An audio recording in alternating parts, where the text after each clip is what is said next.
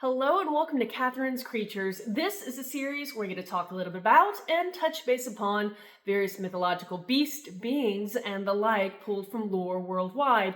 And I always like to preface by saying that I am not a linguist, so if I mispronounce anything, I do apologize in advance. And today, per request, I am going to be talking about Sleipnir. Now, Sleipnir is one that I'm pretty sure I've covered before, but I love everything to do with Norse mythology, so I could talk about it all day. So here we go.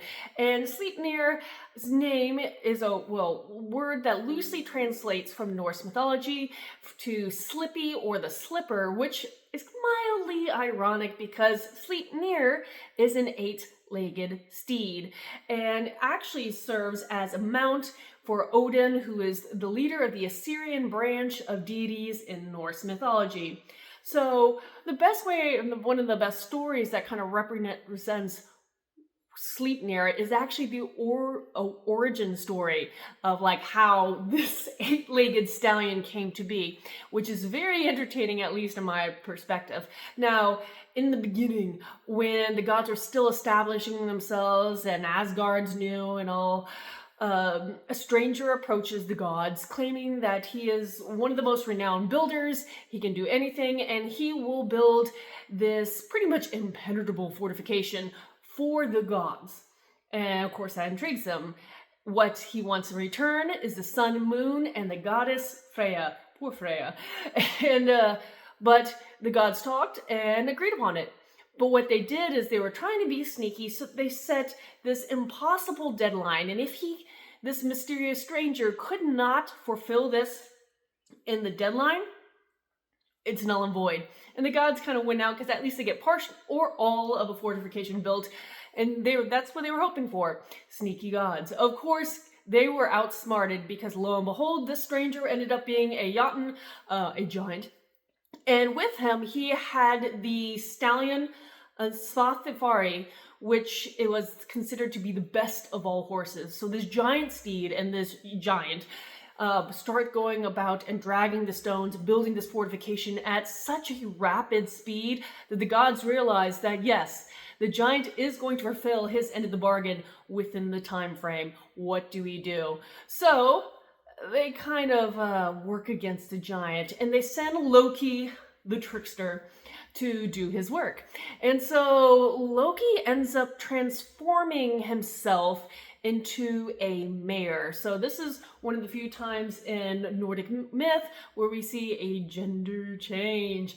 And we can go into the details of that at a different time because there is a lot to unpack about that, especially for the people of the Viking era, and why they believed and didn't believe things, and what they valued and didn't value. Now, side tangent aside, going back to the story, Loki transforms himself into a female horse, a mare, and pretty much lures the giant stallion away, where they go and do horse things together.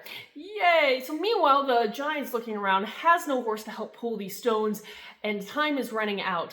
And of course, they do forestall the building and completing of the fortification, getting mostly done within the time frame. And unfortunately for the giant, he gets enraged and angry and knows something is going against him, but he was forestalled from completing long enough that the god Thor, who is known to be a giant killer, to come back and wail upon the head of the giant with Mjolnir, his hammer, and killing the giant in the process. So they've eliminated not only their threat, they have this predominantly completed, wonderful, fancy fortification built for them. That was nice. And they kind of come out and on top.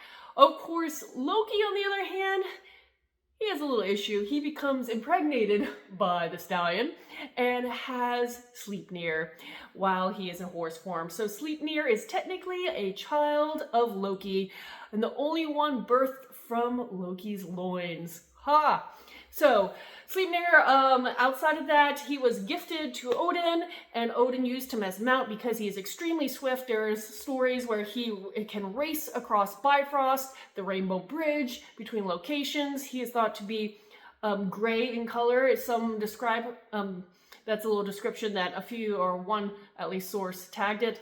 And he's pretty much with Odin until the very end with Ragnarok. So, and the other thing I do want to note about of Sleipnir is the fact that of all of Loki's children that survive until Ragnarok, Sleipnir is the only one that serves on the side of the gods. The other three are the ones who try to more or less have a finger or some kind of direct ploy of destroying the Asgardian deities once and for all during Ragnarok. So there's a little interesting tidbit about Sleipnir the horse.